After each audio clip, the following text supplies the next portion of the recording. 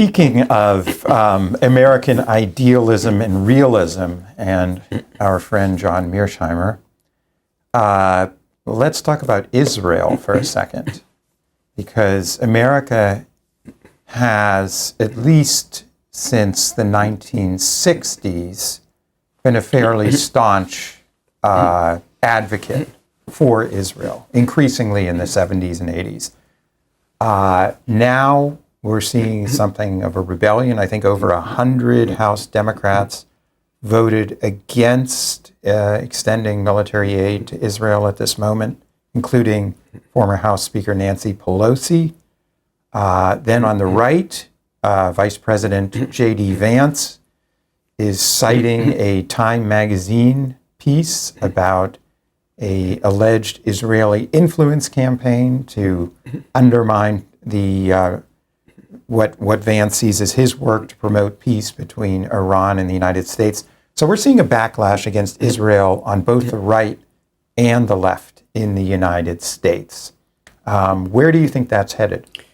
Well, it's an important question for those of us who are concerned about Israel and who are strongly favorably disposed toward Israel. A couple of points here. First of all, I do have a section in the American Way of Foreign Policy about the Israel lobby.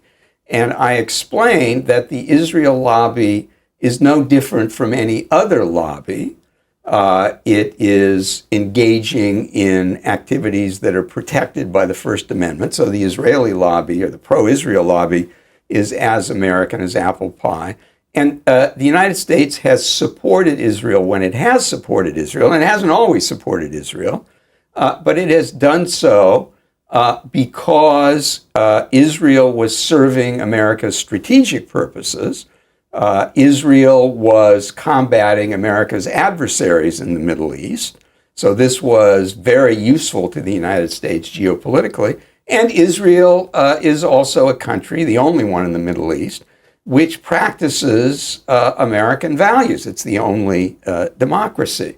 So the United States was for Israel, has been for Israel, because backing Israel serves American interests and American values. And that is still true. Why this anti-Israel backlash? I'm not we don't know how lasting it is. It comes from the left wing of the Democratic Party. That's what's new. There's always been anti-Israel sentiment on the right, although it is increasingly vociferous on the right. It is. Someone like Tucker Carlson, for example, didn't exist. Or wasn't saying these things publicly. Well, people said them, not just so loudly. There was a lot of anti-Jewish sentiment in the 30s. Oh, sure. Yeah. And in the 50s, Eisenhower forced Israel to retreat from Suez. So this is nothing new. The American-Israeli relationship has had its ups and downs. I would say one thing that I think it's important to note about the recent outburst of anti-Israeli sentiment, and that is that the basis for it on the left within the Democratic Party is a series of assertions that are false. That is, it is now said in Democratic circles that Israel has committed genocide in Gaza. That is simply false. Genocide is the effort to wipe out an entire people. The Israelis have never even thought of trying to wipe out all Palestinians. And in fact, the evidence for that is there are 2 million Arab citizens of Israel, and they have full civic rights. They can vote. They serve as judges. They're doctors. The only place in the Middle East where Arabs can vote. And the 2 million Arab citizens of Israel are as much Palestinians as people who live in Gaza and the West Bank. So the idea that Israel is committing genocide is, not to put too fine a point on it, a lie. Now, Israel has also been criticized for its campaign in Gaza, and here it's important to note that there are customary laws of warfare to which Israel has confirmed. It has obeyed the laws of war more strictly than any country ever, including the United States. There are two basic laws of war. One is what is called jus ad bellum, that is, it has to be a just cause. The quintessential just cause is self-defense, and that's what the Israelis were doing. They were attacked on October 7th, and they were fighting back. So that is permitted under any definition of international law. The second basic conventional international law is called jus in bello. You have to fight in a just way, and that comes down to avoiding civilian casualties wherever possible, and that the Israelis did. When they were going to attack an area where Hamas was dug in, they notified civilians and allowed them to move. They facilitated the supply of food to civilians. Civilian casualties were high because Hamas deliberately ensured that they would be. Hamas put military forces in hospitals, in schools, in homes. And the Israelis could either allow them to be there or they could warn people and then destroy them. And they did so. And the best estimates of civilian casualties, of the ratio of civilian casualties, put the ratio of military, that is, Hamas casualties to civilian casualties is about 1-to-1. In that kind of fighting, in urban fighting, historically, it's been about 4-to-1. In the American campaign in Iraqi cities against the Islamic terrorists there, it was 4 or 5-to-1. So the Israelis have fought a more moral war in Gaza than anybody else has ever fought. And incidentally, Hamas, which attacked Israel with the idea of killing all the Jews there, and which deliberately created civilian casualties, is in fact guilty of war crimes in a way that Israel is not. Now, for some reason, the Democratic Party doesn't know that or has refused to accept it, and that certainly represents a failure, but those are the facts.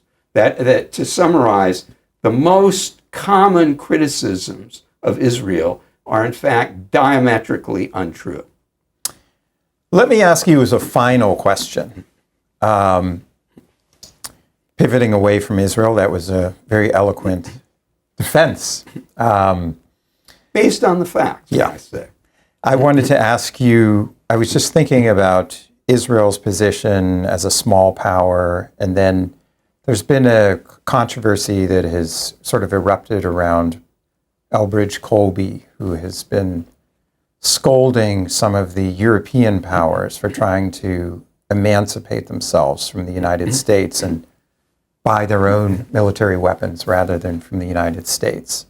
Do you think that Trump's focus on nationalism and America first and his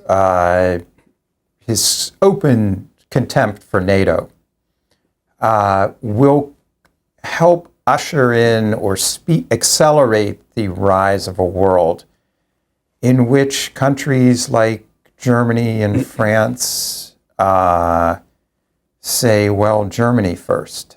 We have the rise of the AfD in Germany, polling at 28%, whereas the Christian Democrats, traditionally the biggest party in Germany, are at 21%.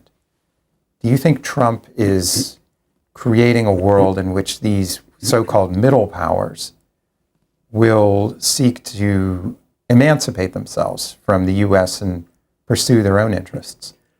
Well, very good questions. I can't help but observe that the Europeans cannot win with the Trump people. On the one hand, they're criticized for not doing enough. That's what I'm driving at, yeah. And on the other hand, they're criticized for trying to do too much. Yeah. The criticism that they're not doing enough is one that goes back to President Eisenhower. In fact, it goes back to the time when Dwight Eisenhower was the first supreme Allied commander in Europe. The Europeans have always underperformed militarily. That's an old story, and every American president has urged them to do more. Mr. Trump has been rather more vociferous and has accompanied that urging with threats. he might argue that the Europeans are doing more, and only his way of going about trying to get them to do more has succeeded. We don't know how much they will be able to do. I would say 2 points. First, if a middle or weak power believes that it cannot depend on the United States as it has done since 1945, it has one obvious course to follow, and that's to get nuclear weapons. So the end of the American alliance system is a surefire recipe for nuclear proliferation. Now, I believe that Mr. Trump has said off and on that that doesn't worry him. It has worried every president since President Kennedy. It would certainly be a new and different world. It's hard to imagine that it would be a safer one. The second point I would make here is that although some middle powers talk a good game, I'm thinking of Canada and their Prime Minister Mark Carney, who made a celebrated speech at Davos saying, we middle powers must get together. I'm not very confident that that will happen. Certainly not going to be led by Canada if there is a middle power bloc. And Canada, incidentally, has free security because they're part of North America. And so American defense extends to North America and includes them. It may be that the Europeans will do more. They're certainly trying. That requires greater political integration, and they're moving slowly and crabwise in that direction. It's conceivable that at some point the world will be tripolar with China, Russia, not Russia. Russia is not strong enough, so it'll be China, the United States, and Europe. But we're a very, very long way from that, and I don't feel confident in predicting it. But then, going back to what I said previously, I don't feel confident about predicting anything. Well, on that pensive note, I think we'll end our discussion, and I urge anyone watching to purchase and read Michael's excellent new book.